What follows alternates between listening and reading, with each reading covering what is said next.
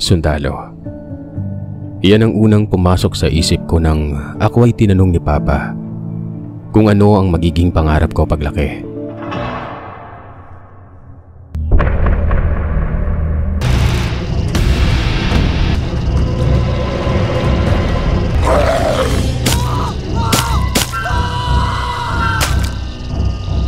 Mamamatay ako dito sa takot.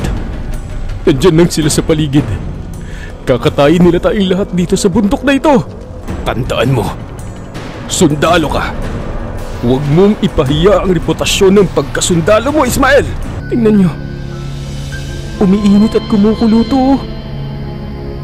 Ibig sabihin, may aswang dito.